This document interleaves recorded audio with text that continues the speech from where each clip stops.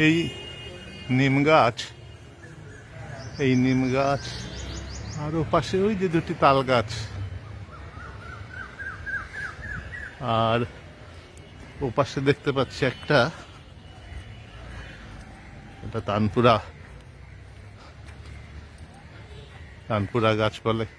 এটা বেশ ধরেও আছে বেলের মতো, তানপুরা বেল।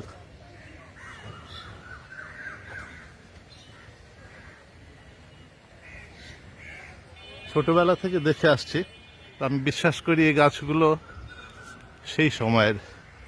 এই যে দেখছেন শাহজাদপুরে রবীন্দ্র কুঠি বাড়ি, কাচারি বাড়িও বলে।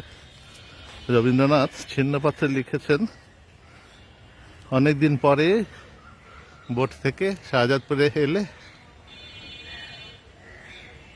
মনে হয় হৃদয়ের ভিতরে অনেক ক্ষুধা ছিল আকাশ দেখার, সেটা পূর্ণ করে নেওয়া যায়। এই যে বারান্দা, তিনি লিখেছেন এই দক্ষিণের বারান্দায় দাঁড়ালে কেবলমাত্র রাতের বেলায় কামিনী ফুলের গন্ধে মস্তিষ্কের রন্ধ্র পূর্ণ হয়ে আসে। এই নিচতলায় পোস্ট অফিস ছিল, কিন্তু একজন পোস্টমাস্টার সেখানে কাজ করত, এবং পোস্টমাস্টার গল্পটি লেখার পরে সেই পোস্টমাস্টার কবির সঙ্গে দেখা করে বিস্তর লজ্জা মিশ্রিত হাসি এবং অনেক কথা বলেছিলেন। সে কথা ছিন্নপথে কবি লিখেছেন। ভালোবেসে সখী নিভৃতে যতনে, এই গানটিও এই শাহজাদপুরে লেখা। তারপরে খাঁচার পাখি ছিল সোনার খাঁচাটিতে, শুধু ভাবি তখন কেন জন্ম নিলাম না।